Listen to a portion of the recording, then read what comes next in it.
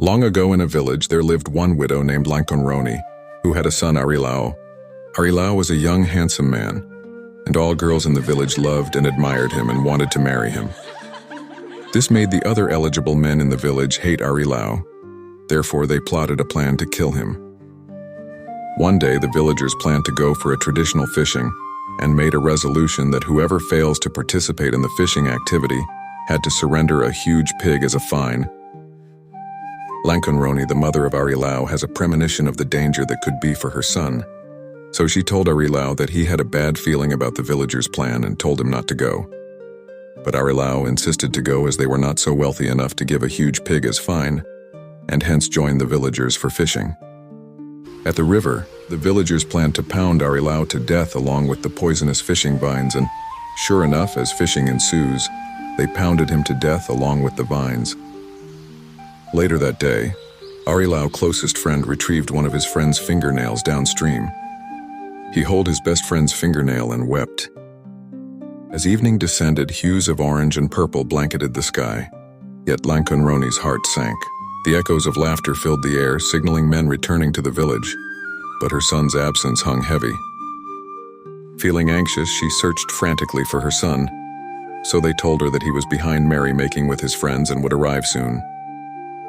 Later, after a long wait, Lankhonrhoni met Arilao's closest friend and asked him about Arilao. He replied that she would be saddened to know what actually happened back at the fishing river, so he said to her that he better not tell her anything about it. But since she kept insisting, he simply handed over Arilao's fingernails to her, which was the only remains of his friend. On seeing her son's fingernails, she went into deep shock and sorrow. Lankhonrhoni mourned for the loss of her son, secretly crying the days away. Finally, she decided to take revenge for his loss. One day, she announced to the villagers to bring all their children of the village to her house for a feast. All the parents in the village were happy upon hearing the big announcement. They brought all of their children to her house while they left for field.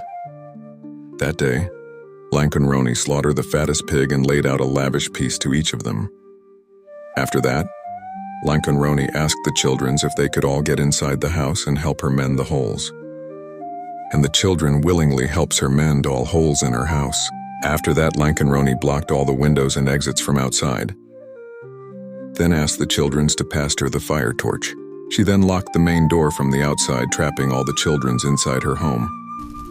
She then sets her house on fire, and all the children were burned to ashes as there were no holes left for them to escape the fire.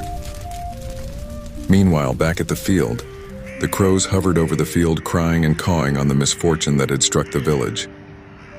On seeing and hearing this, the villagers wondered what an unusual thing it was for a crow to be cawing in such a manner.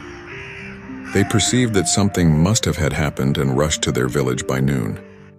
True to their perceptions, they discovered all their beloved children had perished in Lankhonrhoni's wrath, and Lankhonrhoni was nowhere to be found.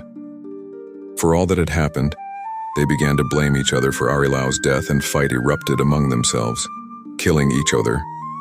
And as a result, all the villagers died, and not even a single soul survived. To this day, people believe that a crow's caw is a bad omen which signifies death, disaster, or some misfortune. This story imparts a lesson: when we do something harmful towards others, out of jealousy or resentment, the same event will befall us.